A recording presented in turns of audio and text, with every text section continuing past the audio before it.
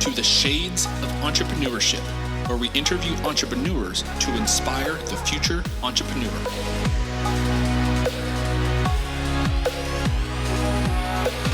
I'll be your host, Mr. Gabriel Flores. So grab a drink, sit back, relax, and enjoy the show.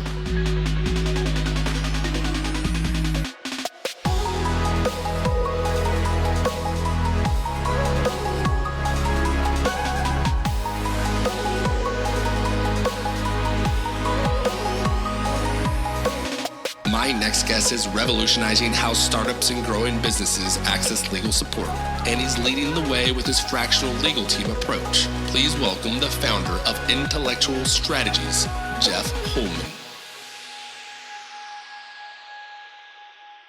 Hello, everyone, and welcome to the Shades of Entrepreneurship. This is your host, Mr. Gabriel Flores. Today, I'm here with Jeff Holman. Jeff, how are we doing? I'm doing great today. Thanks, Gabe. Now, folks, we're going to be talking about some very unique stuff because this is things that every entrepreneur should be really talking about first and foremost. That should be something that they put in front of them right away. We're going to talk things about legality, the law, and then kind of things, how you can protect yourself as an entrepreneur. But before we get into all that, Jeff, go ahead and introduce yourself. Who is Jeff? Oh, yeah. I'm happy to be here and happy to do that. I'm an engineer turned lawyer turned business person who happens to practice law for startups and scale-ups. So I've got a little bit of ground I've covered over time. And, briefly, I really love the chaos of startups and founders and the games and the scenarios that they're creating out of nothing. It's hard to beat that. So that's where I love to spend my time. So Jeff, what made you let's take a step back. What did you kind of do previously? And then what was your first kind of entrepreneurial endeavor? What did I do previously? Well, so I've done electrical engineering for power in big hospitals and lighting design in high-end commercial 25,000 square foot homes. And then I thought I'd go to get my MBA when a bunch of really nice named schools said no, not yet to me. I decided, I'll work for a few years. And then a friend came and said, you should become a patent attorney. And I'm like, I don't know what that is, but sounds interesting. And I like learning and I like trying new stuff. So I did that. And I've kind of been in the legal field for the last, about 25 years almost now. So my first entrepreneurial endeavor, I remember distinctly trying to sell like something. It was a fundraiser thing door to door when I was little. And I have to admit, I was terrible at it. I had to return some checks. I'm like, this did not work out. I went with my tail between my legs, if you will, and took those checks back to people. So I don't know that I did a great job with that. But since law school, since my MBA, I've just been involved in all of these businesses with a lot of different people creating stuff. And I love it. I've got a couple side businesses. I got a couple passive real estate income things. I've tried several things. I've patented some of my own stuff. And so I will say, since those early childhood days of return checks to the neighbors, I've done quite a bit of other stuff, some dabbling, some successful, some, experiential, and moved on from some of those. So it's been a ride. I love it. It's kind of funny. I feel like entrepreneurship in its totality is essentially experimental, and it's always like once everything's experimental until it becomes something that somebody, either a product or service that somebody's willing to pay for. Then I'm like, no, actually, it's a career. I made it, right? But it always starts out as experimental. I love it. Now let's talk a little bit about the legal stuff, because I think there's a lot of value here that we're going to hopefully get out of this show today. First, let's kind of drill down to the very basics. So when somebody, let's talk about the importance really of like the LLC, just very simple. Let's start from that. And then I kind of want to get into the patents and copyrights a little bit more into your world. So let's first kind of talk about why should an entrepreneur have either an LLC or an S corp or some type of protection for their business? Yeah. So the bottom line is, by setting up the right entity structure and treating it like a business, you basically insulate yourself to some degree from a lot of the potential liabilities that come along with operating a business. I've been in the franchise world a little bit in one of my side businesses, and in the franchise world, you're in the all of these agreements with the franchisor, and you're in these agreements with, if you're leasing space from some small or large landlord, and you're buying equipment from places, and you're entering into agreements with banks. Now, there's a split here because there's a lot of things you can do as a business where you enter into agreements, and if the business goes sideways or if something happens, there's liabilities. In some instances, if you have to, and hopefully nobody ever has to do this, but in reality, a lot of people do. The business doesn't work out, something bigger than the business comes along and becomes an obstacle, and they have to shut the business down. And to the extent that you don't agree to additional personal liability outside of the business, that business operates as a shield for your personal liability, and all of the agreements and all of the liabilities stay with that business. So when you shut it down, they go away from you personally. Of course, you can contract outside of that, and you can say, well, I'm going to give a personal guarantee in addition to my business agreements. And that kind of works around that. And so a lot of times in small businesses without an operating history, you'll see that happen. But the biggest legal benefit is that insulation from liabilities. Yeah, and folks, when you think about like insulation from liabilities, think about it the way I kind of started thinking about business, in particular, like for example, folks, the Shades of Entrepreneurship, the podcast we are on, it's actually owned by Creatively Insane. That's the LLC, right? That owns the podcast. And again, you can check out the shadesofe.com. We'll have all this information. We'll have Jeff information in there as well. But think about it as like a pool. So I have my own personal life, and that's my, small little hot tub over here. And then the Shades of Entrepreneurship, they have their own little hot tub. And then Creatively Insane, it has its own little hot tub. And so if somebody comes after the business, the Shades of Entrepreneurship, they're going to come after only what's in that hot tub, right? So whatever is in that specific hot tub, that's where they're really focusing on. And it's also important because if you come up with some intellectual property, that you want to, where we're going to get into, either put a patent on, a copyright, or things of that, and a trademark, you're going to kind of want to have it underneath usually some type of business. You don't want it under usually yourself sometimes. And I'm interested, Jeff, to kind of hear your thoughts on that as well. But first, let's talk about the difference between patents, copyrights, and trademarks. What are those, and why should entrepreneurs be interested in knowing more about it? Yeah, let me back if I can, if you don't mind, just Yes, because I please. love your hot tub analogy, and you'll see that play out a lot of times in real estate holdings, right? You buy a piece of property, you want that held in a separate LLC. You don't want it in an LLC with another property, because the liabilities for one, you don't want to hurt the other property, right? You want to keep those isolated, not just from you personally, but from each other. So your hot tub analogy keeps I guess the hot tub water contaminated in one hot tub from There you go. contaminating the water in the other hot tub also. So I really like that. So IP, what was your question? It was about let's talk about IP. Yeah, let's talk Uh, about the difference between like copyrights, patent, and trademarks, and why should yeah, entrepreneurs be interested in knowing about it? yeah, this is a great question because a lot of people come to me, hey, I got an invention, I want to trademark it. I'm like, no, you want to patent it. I've got a brand, I want to patent it. No, you want to trademark it. So at a really high level, patents cover inventions, new things that you create. It's the structures and functions of something that happens. A lot of times it's a tangible product or a tangible device that you create. And so it's the invention that you've created, right? That's patents. Trademarks cover brands, anything that you identify and use as a brand asset. So something you're putting out into the marketplace to say, this is my brand. That's trademark material.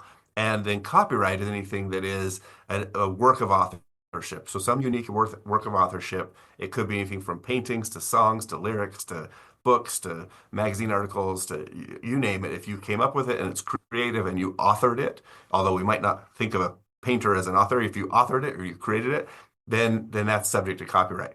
And you can see there's going to be some crossover here because some of the stuff that you create creatively that could be copyrighted could also be used as a branding asset, right? Your logos, somebody came up with that they could copyright that as a work of authorship. But they could also turn around and use that as a branding asset in their business, and so you could also get a trademark on it. Likewise, there's a couple subdivisions of the patent world where you have utility patents and also design patents. And then there's also this distant cousin called plant patents that very, very few people ever get into. But design patents don't cover the functionality of a new product. They cover the ornamental style or the look of the product. And so you can see how that ornamental style could also cross over into something that's used as a branding asset. And you start to talk about trademarks, trade dress, and and how that might cross over with design patents. So the best way I think to think about this is really layers, right? You've got a business and it's creating things, and they might be copyrighted things or patentable things or trademarkable things, but you're creating this intellectual property in your business, and you want to find the right layers of intellectual property to protect the right assets in your business. And doing all of that is going to build this, hopefully this web of valuable intangible assets that will increase the value of your business. Yep. And true story, folks. When I went to school, my middle school teacher, her grandfather actually was the one who patented the reflectors that are on the streets. So when you drive down the streets, you see those little square reflectors. He was the one who patented that. So again, it was a kind of cool design that he basically said, everybody can use this design, but I'm pretty sure you're gonna have to pay him some little royalty to use that patent design, right? And which was really cool. In fact, the shades of entrepreneurship, folks, if you guys don't know this, it's actually trademarked. So actually, the shades of entrepreneurship and the shades of E are actually trademarked. And in regards to Jeff, to the logo, for those folks that know, Latino Founders, right, the nonprofit I've co-founded and currently president of, we actually submitted for Pitch Latino to be trademarked as well, the logo. Now, interesting enough, Jeff, I think you might find this pretty interesting. You're probably aware of this as well.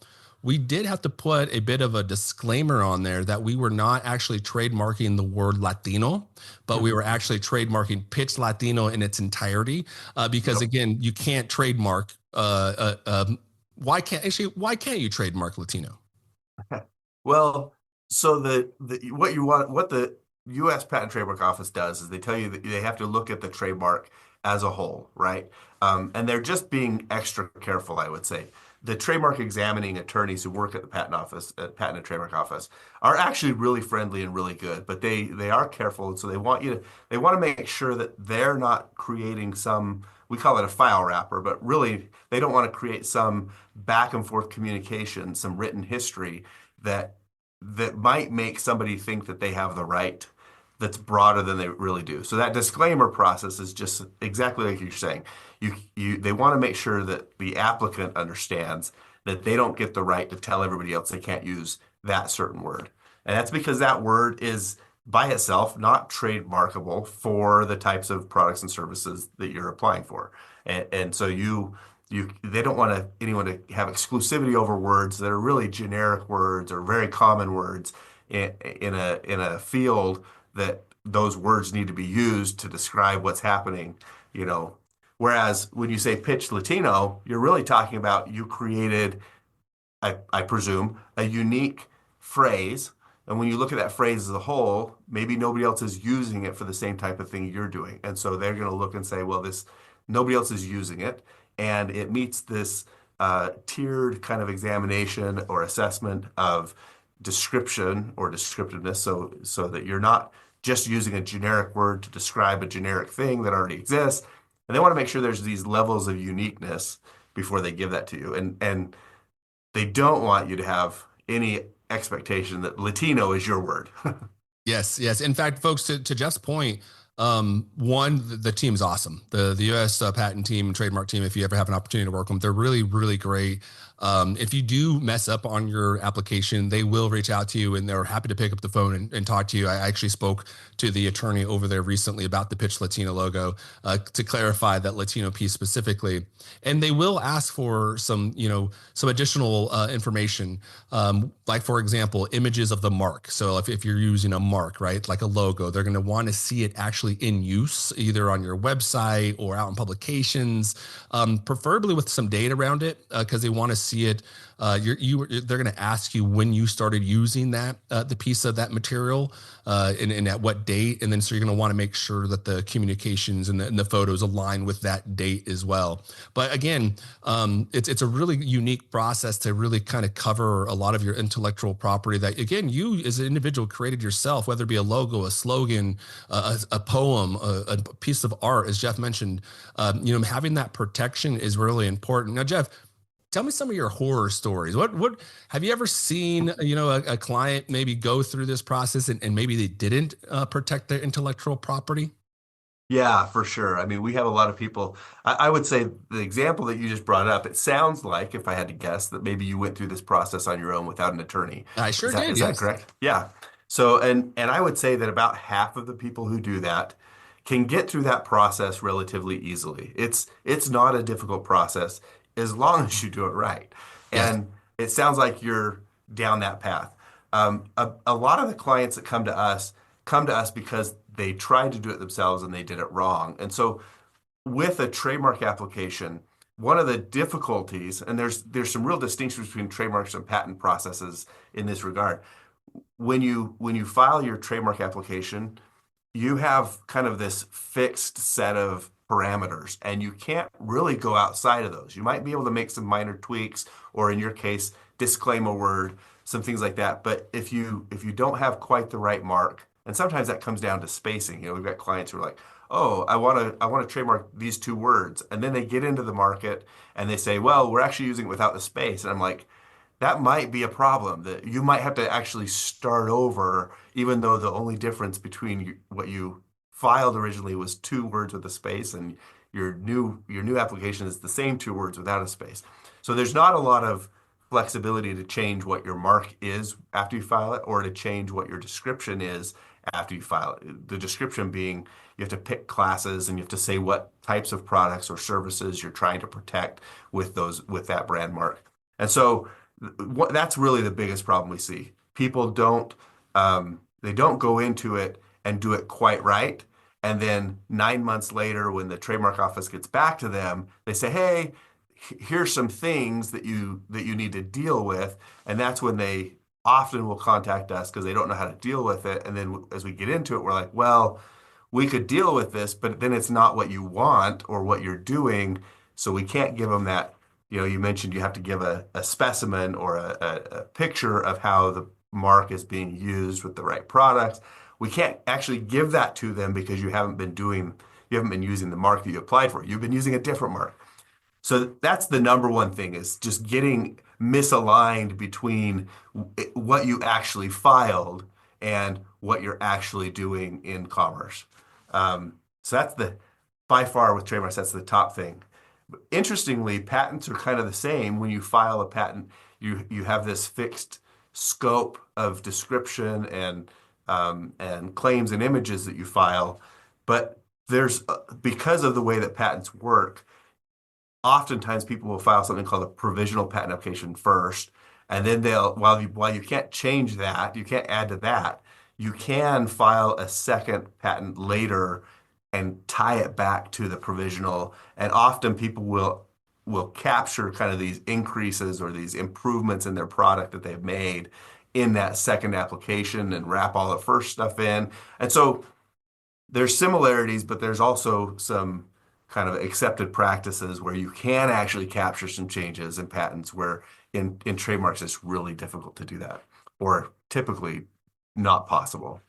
Yeah, and folks, So I'm going to tell you right now, I cheated a little bit on the trademarks. Now you got to understand, I'm again a co-founder and president of Latino Founders, and one of our board members happens to be an attorney. So I was able to freely work with them. Now, I would highly advise, if you're going to go through the trademark or patent, get a lawyer, especially the patent world, because the patent is, as Jeff was mentioning, there's a lot of little nuances to that, even down to the spacing, right? And there is the preliminary approval of some of those patents, and those usually are folks, like, it's very interesting if you've ever seen a patent, if you've seen a mock-up of it. I mean, they get very granular on what they're talking about. I mean, the spacing. And so if you think of patents, think of like Apple products, think of, innovation like that have occurred recently. The fingerprint, right, for Apple, or the AI when the self-typing, all these were patents at one time. And the the amount of information that goes into, if you actually just go up and look at one patent, and sometimes it's pages of information, it's pages long. So it's really unique about the information that kind of goes in there, and then how you kind of continue to, as Jeff mentioned, just like any entrepreneur would, right? They're going to see a problem, they're going to try to solve that problem, and they're going to continue to try to make that solution even better and better and better, right? Because unfortunately, entrepreneurs, it's like this, it's like they say about successful people are never satisfied with success because they're too busy chasing success. And that's entrepreneurship as its whole. You're never really satisfied. Now, what would you say some of the, like, when would you say are the good times to really kind of start to look at, let's talk about trademarks specifically. When is a good time for an individual, an entrepreneur, to really start to think about the trademark versus maybe now's not yet the time? No, I love this question because this is what I would have said for my number two problem that people run into with trademarks and patents. And so this aligns very nicely. You really the way I view it, because I work with a lot of startups, and startups have limited budgets, right? They're trying to create a product, launch a product, market the product, sell the product, and then we're over here saying, oh, by the way, you should spend some money on your legal stuff. And they're like, I don't really, I don't have any money for that, right? So we look at it oftentimes in terms of staging the process out and getting the critical stuff done first, and saving some of the more expensive or pieces that can be delayed for later. And so people really should start with the trademark process, the same with the patents, but trademarks and patents, they should start as early as possible with understanding what their environment is. And so we often will do a little bit of searching up front to understand, well, you want to use this mark in this field for this type of service or this type of product. What are the obstacles you're probably going to run into? And doing just a little bit of searching up front can usually give you a lot more confidence that you've identified the kind of the clear path forward. Or it can at least tell you, hey, you really want to do it this way. It's not a very clear path forward, and you'll know what those obstacles are. I think this is especially important in branding because it depends on the type of business, but every business, I see some businesses and they come to me and they're like, hey, I'm going to do this thing and I've got this brand or I've got this, I'm just going to call it, my last name, or I'm going to do whatever. And I'm like, why you're spending all this time building a business? Why don't you build the brand with it too? Because in the end, companies that have a registered trademark, they have this branding element to them, statistically sell for more money than those that don't. And if it's going to take you a few years to build this up, get your service out there, get your customers going, your market, referrals, whatever it is. Why not build the brand in parallel with that? And so let's do a little bit of searching up front on a unique, trademarkable brand name. And we don't need to put a lot of effort into it. We just need to know that this is what you're going to launch with. And even for a company that's like a service-based company where people are like, well, it's not really my IP. Like, I don't really need IP. I'm like, well, but why would you not do it? Unless you literally don't want to have any brand value in your company. You want all of your value to come from your revenue stream directly and not from your brand, then I guess don't do it. But to me, there's so much opportunity to just add that brand value component into the long-term vision of your business. And a little bit of searching up front can get you oriented 10 times better than if you don't do any searching and you just kind of pick a name and deal with it later. Yeah, and that's exactly kind of what I was doing, folks, is I knew my focus was going to be in the entrepreneurship ecosystem, really kind of doing business coaching, mentoring. Obviously, Latino Founders is a 501c3 nonprofit with a goal of scaling 100 Latino businesses to $1 million recurring revenue in 5 years. Now, the $1 million is really important, right? Because that's really becomes a hobby to a career. That's where the founder can actually pay themselves a competitive wage and pay their employees a competitive wage, right? And so that's really where it becomes, I can quit the 9 to 5. And with that said, the reason I trademarked the Shades of Entrepreneurship is because I knew I was going to start the podcast with the goal of hoping, eventually utilize a lot of the content. Thank you, Jeff, for being on the show. Utilize a lot of this information to eventually write a book, right? To help individuals start their own business. And then off of that, with they got the coaching and the mentoring already going. Okay, well then eventually would maybe create a bit of an incubator, right? Again, the shades of entrepreneurship, have a bunch of incubators, individuals under there, helping them scale, helping them coach. And then what's my play? Well, eventually, hopefully like an equity play, right? 5%, I'll help you coach or, scale up your business or whatever the case may be. But let me tell you about why this is also very important. Let me tell you about trademarks. So Jeff, you're going to love this story. So here in Oregon, Hood River, Oregon. So folks in the Pacific Northwest are very familiar with Juanita's chips. So Juanita's chips they're remarkable. They're probably one of the best chips that you probably taste close to a Mexican restaurant you're going to get at home. Truly. Now, Juanita's has been doing chips in the Hood River for decades. This is a family-owned business. They've been there for about 30 or 40 years now.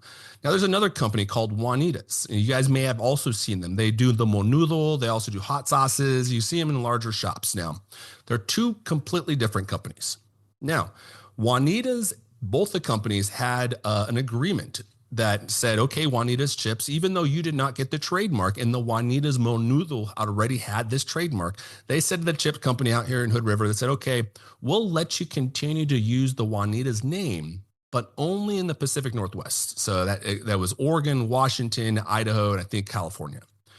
When the parents of the Juanita's chip company in Hood River gave the company away to the son made the fatal error of marketing Juanita's chips outside of those states, right? So he started Juanita's outside of the states that, again, were agreed upon based on this trademark that the Juanita's Menudo company already had, and said, you can't do it. Well, that ended up shooting himself in the foot.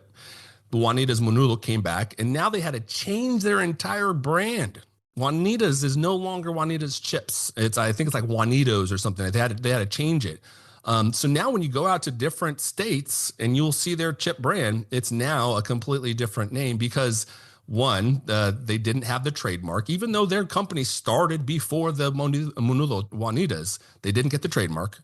And then when they did get an agreement with the trademark, they actually didn't abide by that. And so the trademark owners, the holders of the trademark said, well, then, we're just going to go ahead and move forward. You guys can do whatever you want. And so that's also kind of very important reason of why to get these trademarks, because again, you don't want your legacy to fall apart because you didn't, but making sure, like Jeff said, doing it as early as possible. If you have something that you're wanting to continue to grow, if you're going to invest your time, money, and energy into something, why not protect it, right? Yeah, I love that. And I love two things that you said there. First, you talked about kind of your vision for what you're building, right?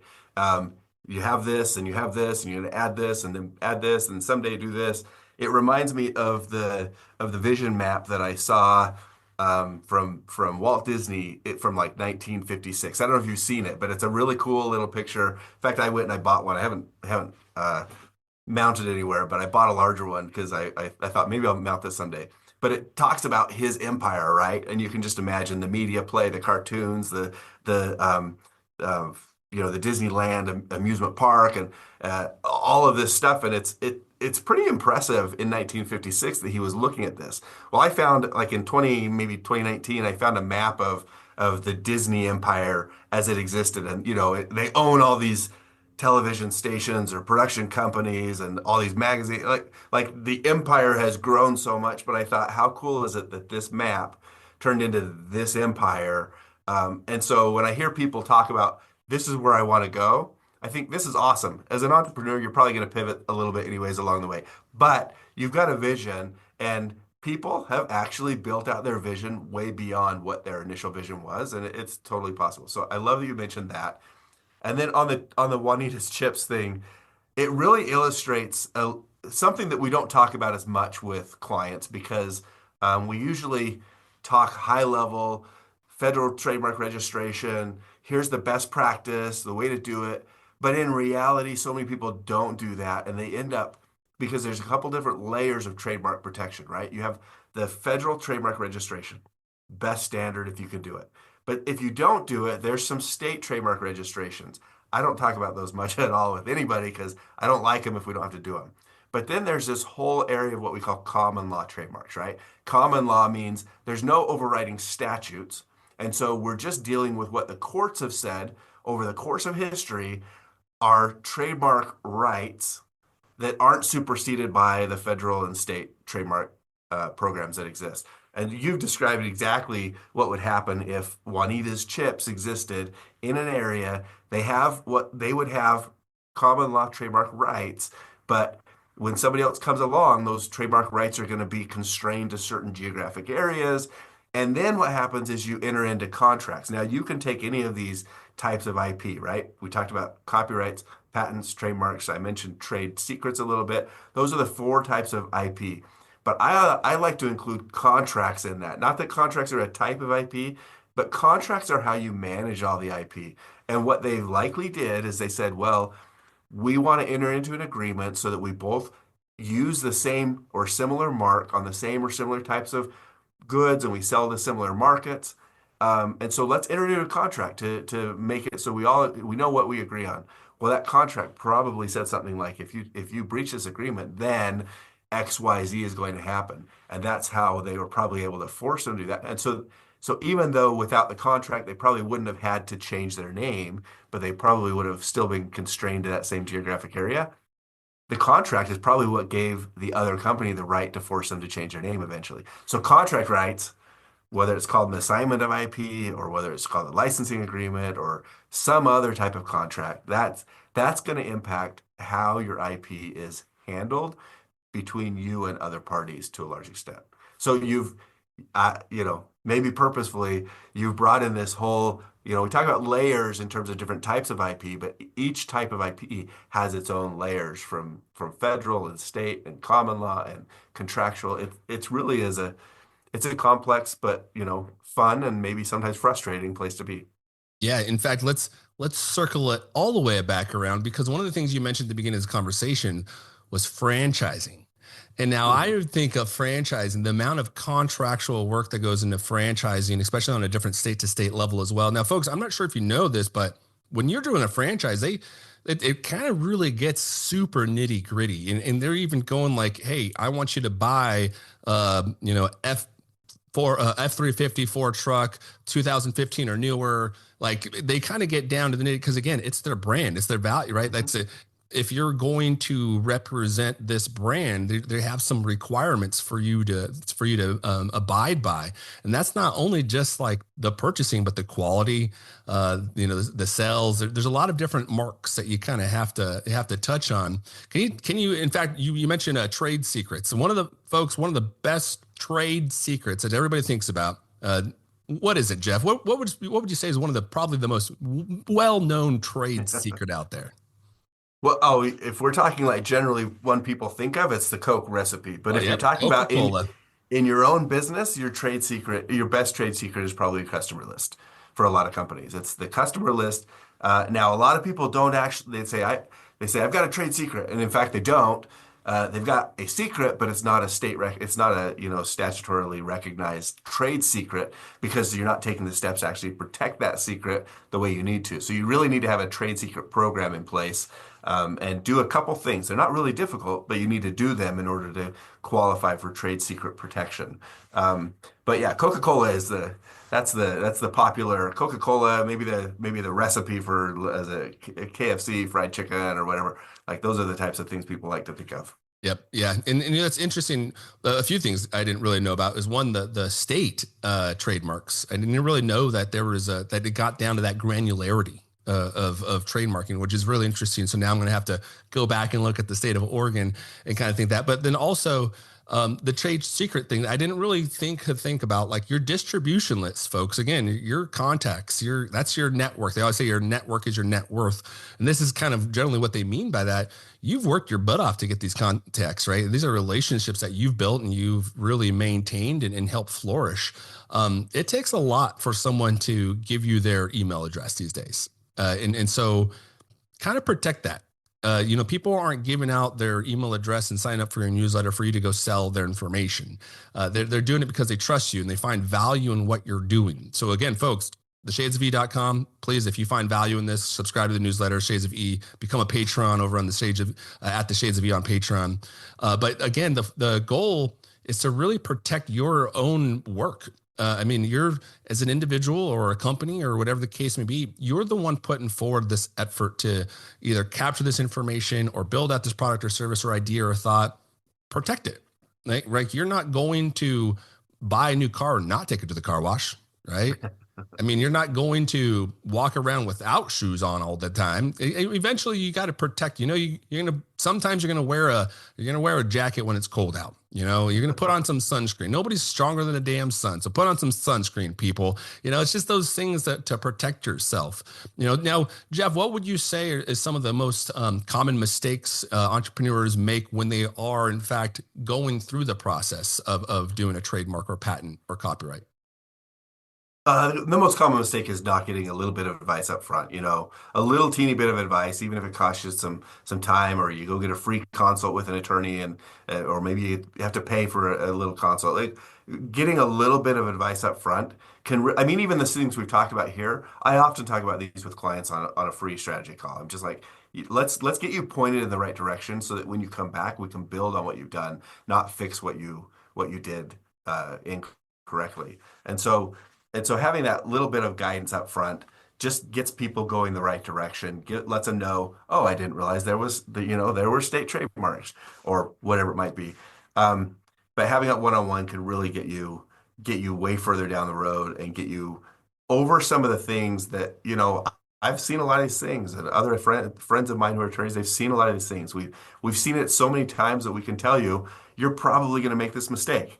We can see around that corner that a first-time founder who's busy, hasn't been down that road before, isn't going to see.